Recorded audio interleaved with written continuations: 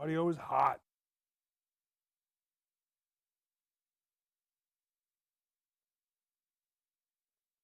Mm-hmm.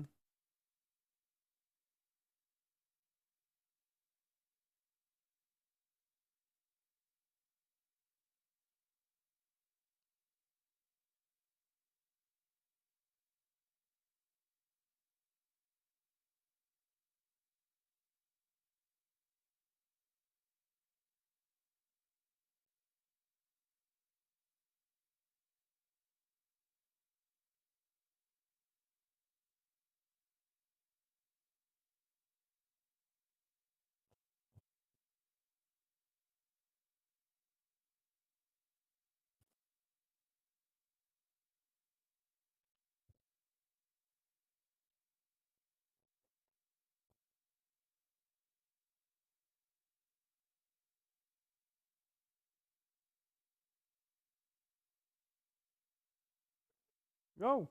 You bet.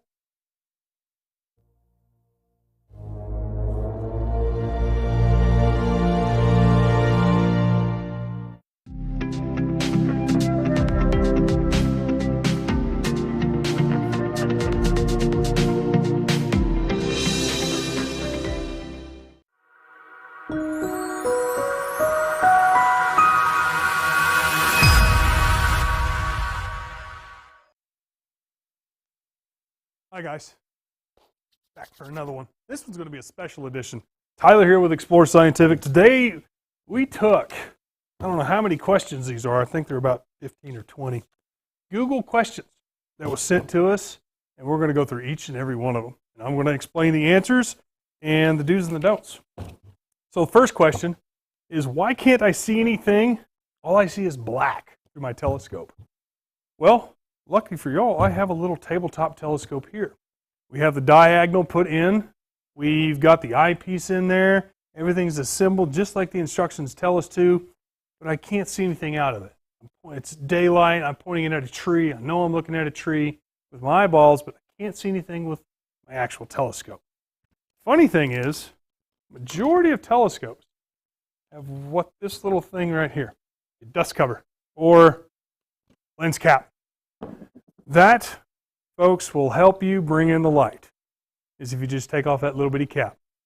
Majority telescopes do have them, even on this little NT114. It's not on there right now, but it does come with one. Hey Noah, can you go grab a lens cap for an NT114? Actually, is this one? Is there one back there? Nope. But they do have caps. And that's one Some of those caps have a centerpiece, remember? Some of the caps are always different. They're not going to be all like this, where you can just pop on. There's some that have a little grab here in the middle that you can just pull off, and this whole thing becomes obviously visible that you can see. Sometimes people take off those covers in the middle. And sometimes when you take off the cover in the middle, I don't have one. That's the unfortunate part. I know. I didn't think about that until just now. It's okay. But, so you have the bigger outside diameter, and then you have one in the middle. You bring that one back out. Bringing it back out. That's what it should look like when you have Yes, it open. fully open aperture of 114 millimeters. If there's still anything on it. But if you take off the smaller aperture, which you could still use it when you're looking at the moon, but if you want to see everything, you have to take the whole thing off on there. It's easy to get mistaken. It is very easily to get it mistaken, you bet. So that's question number one. Wata. Oh, it hit me. So the next one is, what is the difference from a spyglass, and yes, this is an actual spyglass, and a telescope? So this is Kent's. He actually acquired this from one of his buddies. Oh, I took it apart. It's old. It is very old. The brass is very worn and antiquish. It just pulls apart. It's no big deal. But this is an antique pirate spyglass, if you want to call it that. Now, the main difference between the two is the aperture. Now, what is aperture? Well, that's the fixed point here at the very front of the telescope that lets in all that light. So the bigger this is, the more light that can come in, the more that you could see. And it's very small exit pupil. It's very, very tiny. You have to sit here and hold it, and you're dancing all over the place, and it's just a collector's item. But you can use it for telescope purposes or looking at the stars purposes. But you have fixed focal length, you have a fixed eyepiece, it's just everything's fixed. But with the telescope, you do have a fixed aperture, but you can switch the actual eyepieces, get more magnification, get closer. Say again? They always come with two. They always come, majority of them come with two, some come with more. But it gives you a little bit closer magnification. But magnification, what does that mean? Well, in simple terms, it gets you closer to the object. That's what it basically means. We can definitely go over that as far as math formulation later in another episode. But that's that question. Now, this is also another great question. What if I wear glasses? You know, sometimes it is hard for individuals that have an astigmatism or something's wrong with their vision. They have to wear glasses. Well, luckily, folks, there are specific eyepieces. We're just going to use this one for instance that has long eye relief. So you can wear your glasses if you need to actually look at the said or use the said eyepiece. Sorry. Sometimes, I mean, Paul can even actually tell you that he can take off his glasses and use a regular, just normal eyepiece through a diagonal in a telescope, and he can adjust the focus with the draw tube to his eye. So it's achieving focus that way. Some things you have to be aware of when you're using your glasses is you have 2 points you have to actually focus to, the lens and then your eye. So it can get rather confusing, but it is possible. So yes, you can use eyepieces, but they have to be designed for long eye relief. So you can use your glasses. And then there's another great question. Why can't I focus my telescope? How do you adjust focus? Well, so we're going to take this one off the mount here. That way I don't have to move the mount back and forth. It just makes it easier. Everybody can see the visual representation. Paul's getting his workout today. I'm sorry, Paul. He's moving all the stuff back and forth. So on most telescopes, you have what is called focus knobs, which is here and here. Now, what is a focus knob? Well, it's in the word, focus. So we're just going to rack out the focus draw tube, which is this silver one, and this is a Newtonian. Refractors are the exact same, Dobbs are the same, they all have focus knobs. So you'll put your eye into said eyepiece, and you'll point the telescope at something, look in the eyepiece, and you'll just rack focus in to see if it comes in focus. But if it doesn't, you rack it out. One trick that I always find that helps is you can either start completely racked out or the focus draw tube completely out, and then you just slowly bring it back in, or vice versa. You start all the way in, work it all the way back up. And that's how you, honestly, that's how you focus a telescope. And it's the same with microscopes as well. So I'm just going to keep this close by in case I need it for another demonstration purposes. What can I do to get planets closer? Paul, that's a great question. Do you happen to know that answer? Rockets. Rockets, of course. It's always rockets. So, with all our telescopes here at Explore Scientific, the Nat Geo, the NT114 that I had up there earlier, this FL 8640, most of our telescopes come on the first lights, and the Nat Geo versions come with what is called either a focal extender or a Barlow. What is a Barlow? A Barlow and a focal extender increases magnification by, this one's a 3 times, so that one's going to increase it by 3. Can you explain to them that is not going to work on their telescope? Now, please bear in mind, this is a 2-inch one. This will not fit on the 8640. This will not fit on the NT114. This was for Essential Series that have a 2-inch diagonal that has the ability to marry with a 2-inch eyepiece. But that's how you're going to actually get closer to said objects. Another thing that helps is understanding focal length. That's a Barlow, right? This is a focal extender. But the Barlow is what comes with your kit. Barlows are what come with kits. This is a upgraded purchase that you can do, again, only for diagonals that accept 2-inch eyepieces. It's the only way that you can use this particular one. All Barlows are usually 1.25 inches, which is that size. See how much difference that is as far as barrel and diameter? It's huge. It's crazy. But the NT114 is even smaller. no, it's 1.25 inches. Is it? Yep. I'll prove it to you. Let's see if I got a Barlow. I will prove it to you.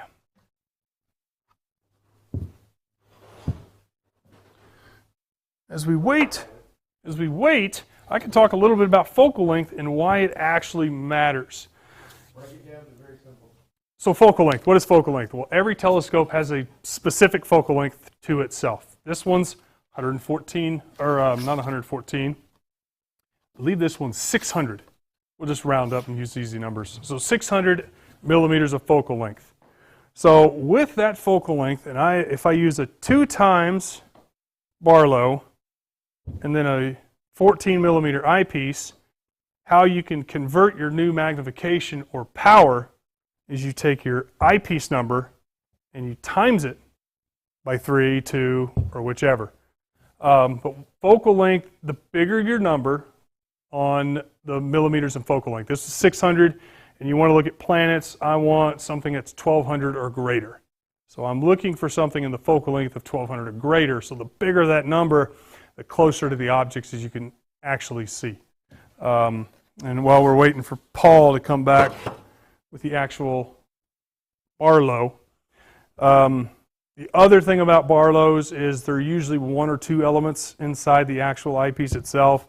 With focal extenders, there's anywhere from 5 to 6, depending on which one you get. We have a 2 times, 3 times, and a 5 times. And I believe he has acquired something else, which actually, I need the something else because I know that's one question. Yeah, that's how you see planets closer / bigger. Focal length, Barlows, and focal extenders. Now, another great question is, can you look at a star through a telescope? Do all stars look different through a telescope? Or these? The answer is yes. All stars are completely different. There's no star that is the exact same. There's blue stars, there's white stars, there's red stars, there's orange stars. Now, granted, how you can tell if the star is young versus when the star is old is color. So white to blue is new. They're young. They're babies. They've just been formed. Granted, they're probably a couple million years old in our time. And then like Betelgeuse or Betelgeuse in Orion, or Betelgeuse, whichever you prefer. That's a orange star. So it's on the older side. He's getting over the hill. He's, it may be billions of years before it finally explodes. Who knows? But yes, you can see stars through a telescope. And all stars are different through the telescope. Another great question is, why can't you see color through telescopes? Well, the unfortunate part of that is humans. Our eyes cannot perceive color that far out. Now, granted, let's take this to more purpose. If I have a 20-inch mirror, which we have one, we took that out and we saw Orion's nebula. You can see color. The bigger that mirror is, the more light that it can soak in. The more contrast and saturation that you can actually see of your said object. So theoretically, you can see color with humongous mirrors. I haven't checked it out with a 20-inch or a 16-inch Dob or a 12-inch Dob. Granted, I'm in a Bortle sky zone around 5 or 6 to 7. I don't know what that is. We'll get into Bortle stuff later on down the road. I'm surprised that wasn't an actual question. So it's basically you can see color, but if you're talking about magazine color on objects that are in the night sky. Here is the telescope.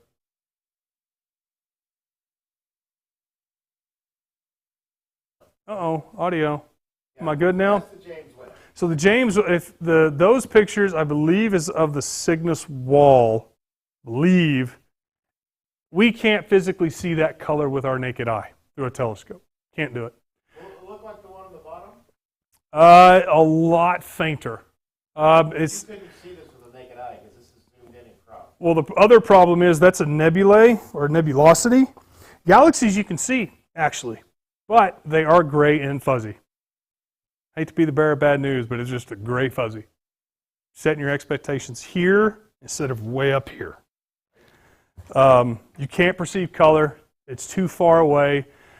The human eye is... Some red ones and whatnot. Again, that's where it comes back to the bigger your mirror, the more that it can come in and the light can come in and see. That's when you'll actually start seeing the difference.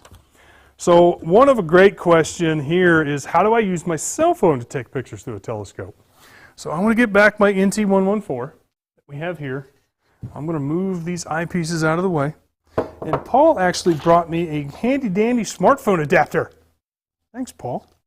Put it down in front of the telescope and I'll get it close up. I will. I'm just getting it kind of ready here.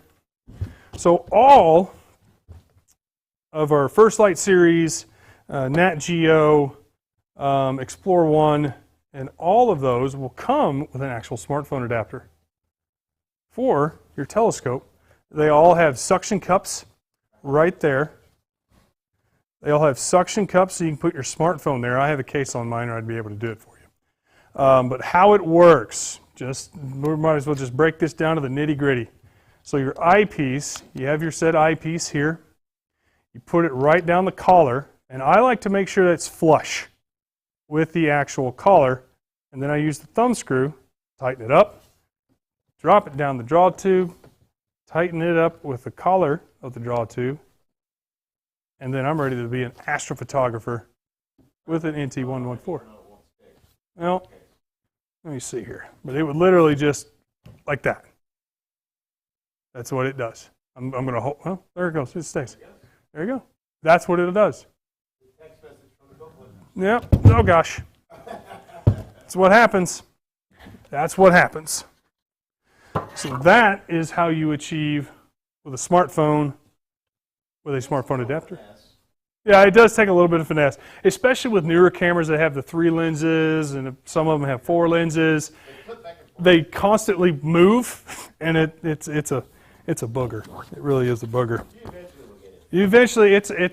You will. Can I look through a telescope through a window? I would highly ill-advise that. You can, no. I wouldn't recommend it. Here's the reasoning. Here's the reason. What do windows have on them? Screens usually, or some bar type thing for decoration purposes. You know, give the window some pizzazz and stuff. You know, we actually had a customer send us a picture of Mars.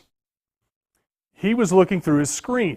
Now, what it did to actually Mars was made it weird. I can't remember the exact terminology, but it literally just threw a whole bunch of spikes everywhere because you were looking through that said screen. Now, I understand that it's cold outside and, you know, it's winter. It's just one of those things that we have to bear because astronomy is, you have to take the good and the bad. Usually the clear nights are during the winter, but unfortunately that's when it's the coldest. That's why Nebula season. Bundle up. It's nebula season, and eventually it's starting to become galaxy season now. So spring's right around the corner, so it's starting to get a little warmer here. Yes, it's still cold some nights, but I wouldn't recommend looking through a telescope through a window. But you can. But you can, but you may have distorted vision. You may have distorted viewing. If you look at the moon, it should be fine. If you look at the moon, but again, if you're looking through a screen, maybe a different story. I wouldn't recommend it. Depends on how close you are to the screen, I guess. That is true. Get far away, it acts like a filter. Maybe. Does it have to be dark to see through a telescope? No, it does not. You can actually use a telescope during the day. You can do terrestrial viewing. You can look at birds. You can look at trees. You can look at radio towers. You can look at ski lifts that are miles away. Just waving at people. Just, you know, you do not have to just use a telescope in the dark. Yeah, they use them for bird watching. Yep, one of our optics engineers, Sheldon, he actually takes pictures of birds during the day through his telescope. So yes, it is possible to use it during the night or the light.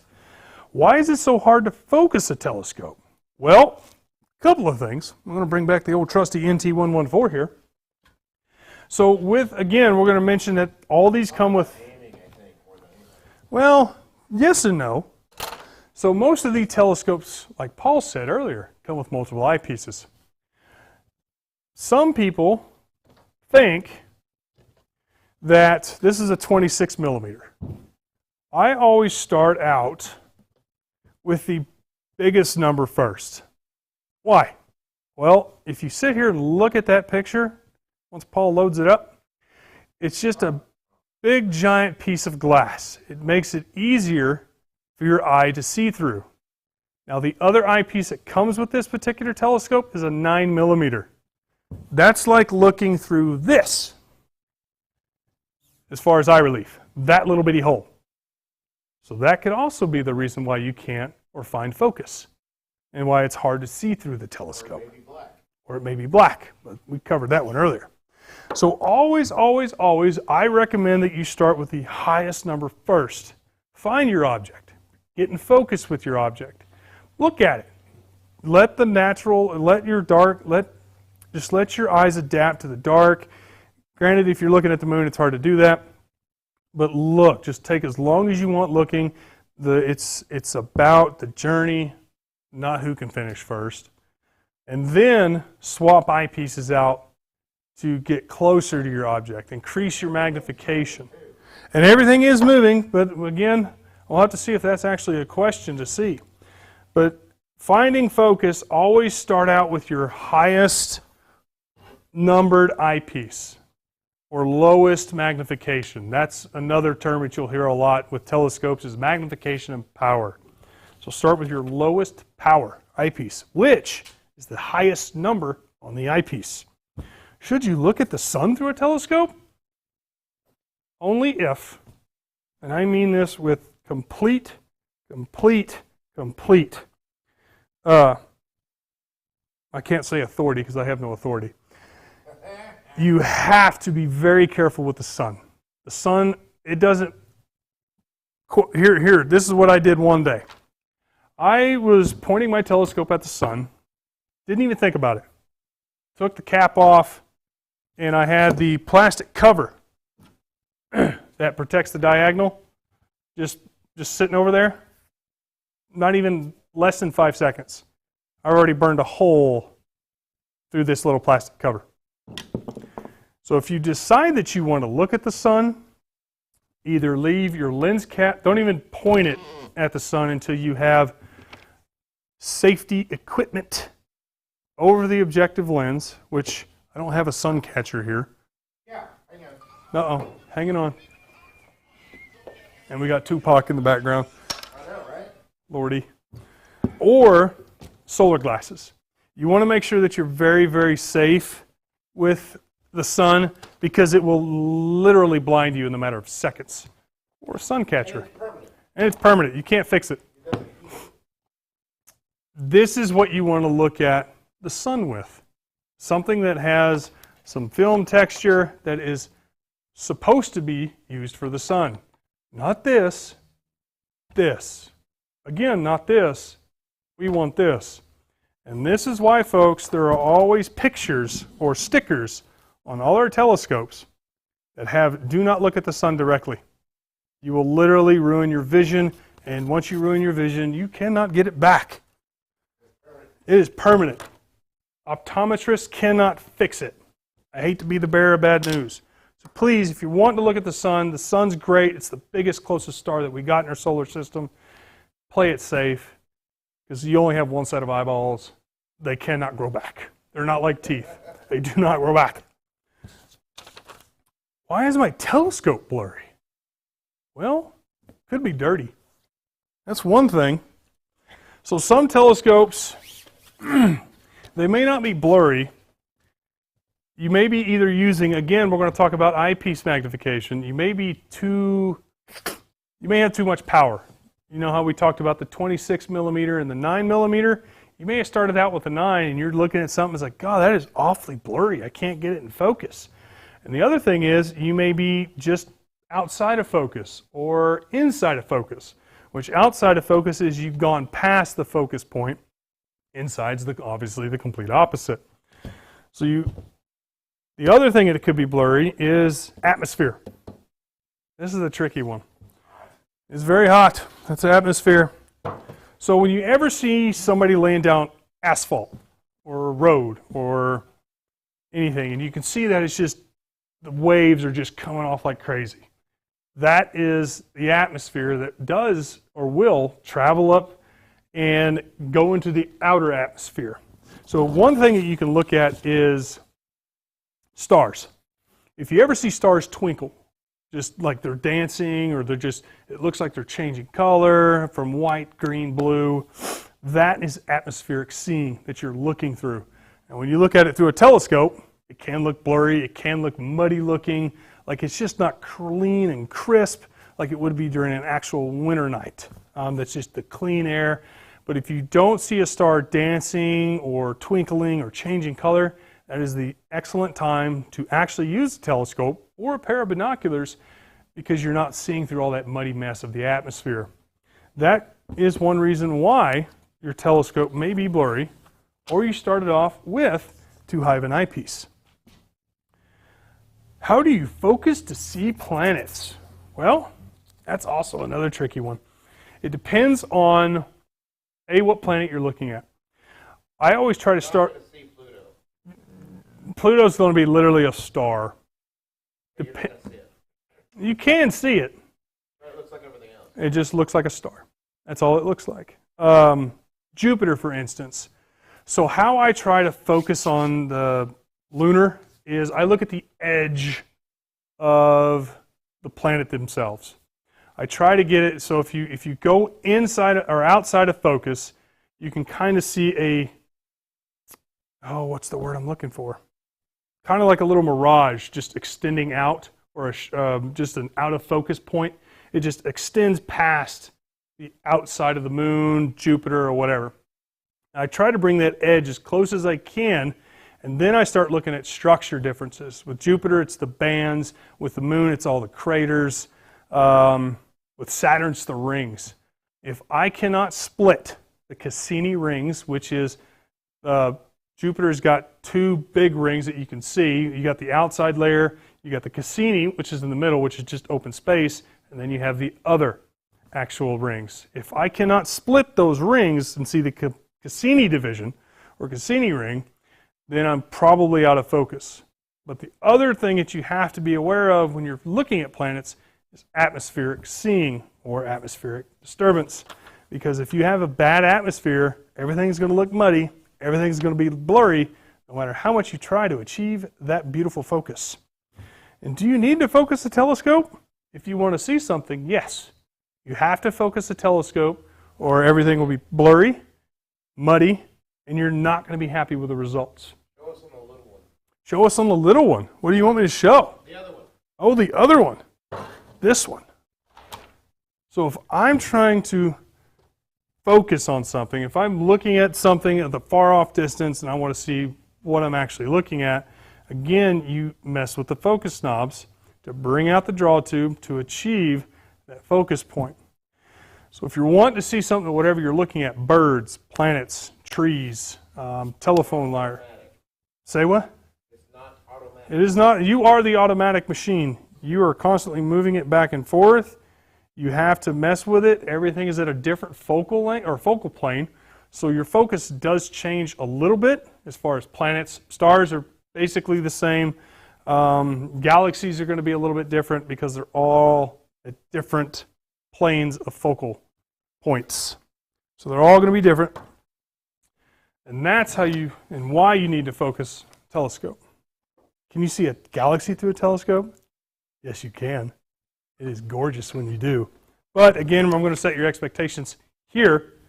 Instead of here, you see no color. I'm sorry. All it is a gray, giant blob. That's what it is.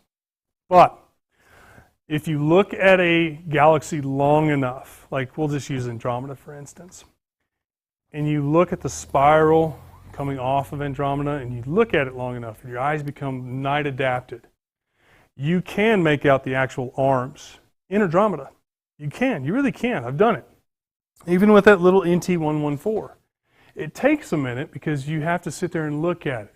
I mean, again, folks, this is a patience journey. This is not a quick rush to the finish.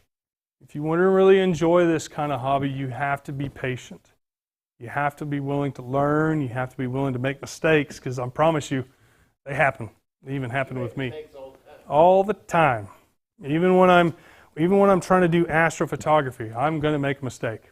Bound and determined, going to do it. It's part of life. Just how you learn from it so you can better yourself to better the next experience for you or for someone else. But that was all the questions that we found, or actually people have sent in from the Google. Is there any questions, comments, or anything? Because I don't have my TV up. Nope. Nothing? Darn it. That you need to be aware of. Oh, fiddlesticks. We do have the Star app. Yep. Star app 70. Yeah, the Star App 70, that's a great little telescope. Why is it a great little telescope? Because I don't have it with me, but I know it enough. I know it enough that I can tell you about it. It's actually an app-driven based telescope. It's manual still, so you have to move it around, but you can use the app to actually use to point at said objects. So you can swivel around your pan handle, and it will tell you what you're actually looking at. And if you tap your screen on your phone, it will actually give you a little, I call it a Wikipedia, brief explanation of what you're looking at, why it's there, yada, yada, yada. So it's great for beginners that want to get into the hobby, that are not quite sure what they're looking at. With this specific app, it will help you understand of what you're actually looking at. It only works with our telescope. But it only works with a Nat Geo Star App 70 and the 50 as well. But it gives you a breakdown of how far like Mars is, the Moon is. Did you know Andromeda's galaxy? I've used this. I've stolen it from Cant countless times. Because nobody really knows how far something actually is, other than like what physicists use and science people use, like light years. Andromeda's galaxy, for you to physically see through a telescope or binocular, or if you are in a Bortle 1 sky, which we'll talk about that. Even at a rocket. It's 2.5 million years away. 2.5 million years. So that means that when I'm looking at Andromeda, it takes that little light of photon 2.5 million years to go from point A to point B, which is my eyeball. And then that's its only life. That's it. 2.5 million years. So theoretically, you're looking in the past. Isn't that crazy? You are literally, when you look at space, you are looking in the past. It is nuts. And that's why we love the James Webb Telescope. But again, my name is Tyler. Submit more questions. We're going to kind of make this a little thing. I'll get a little bit more lively next time. Submit more questions. Harder questions. Doesn't bother me in any way, shape, or form. I will educate you and make it easier for you to understand this hobby. Because it is a lot. A whole lot. My name is Tyler with Explore Scientific. I hope you guys have clear skies and keep looking up. All right, so I wanted that so we could ask or answer this question here, which is going to be over the heads of the viewers I think we're talking to. Yeah, we'll see. I may be able to break it down. Give us a hard out so we can answer this. Can you talk about EAA? Oh, EAA is very simple. It's electronic assisted astronomy. What is EAA? Well, EAA you can use with a cell phone. You can use with a digital eyepiece. You can actually use a web camera. So what it is you... It makes some stuff that does it, and then that mouth back there. Yeah. I mean, even the little IXOS 100 here. That's right here. You can use this for EAA.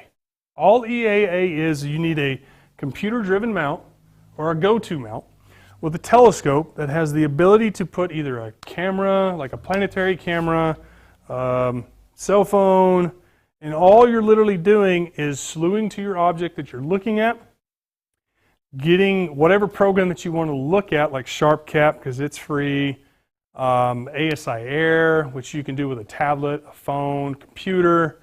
There's a whole bunch of different programs out there, but basically all you're doing is doing a live broadcast, in a sense, something live. That instead of looking at an eyepiece, you can throw it on a screen. You can throw it on a pillow sheet or just a big giant sheet and project something with a projector on there. It shows a live image of what either Saturn, Jupiter, the Moon, Pleiades, Orion, whichever. So it's basically just electronic. So you're taking the eyepiece out of the equation. So you don't have a bunch of people coming to your telescope, possibly kicking the tripod, which it happens. Everybody it's hard to see in the dark, but with EAA, it's a lot easier for everybody to see all at once. And then you can just have one person controlling it. You can make it easier. If people ask to slew somewhere else, you can just move it by yourself. No one has to mess with it. No one has to touch anything. It's literally just electronic. I love it. I actually did a stream the other night, basically with EAA, and it's simple. Everybody gets to look at it while I control everything. Is that the only question? All the questions today? That's all the questions. I hope that explains EAA, Electronic Assisted Astronomy. Again, guys, I hope you had fun. Please submit more questions. I like doing this kind of stuff. I like helping educate beginners because, again, this is an overwhelming hobby. All hobbies can be overwhelming, but that's why here at Explore Scientific, we try to make the hobbies easy to understand for beginners to get it the first time. Again, my name is Tyler. I hope you have clear skies. Keep looking up.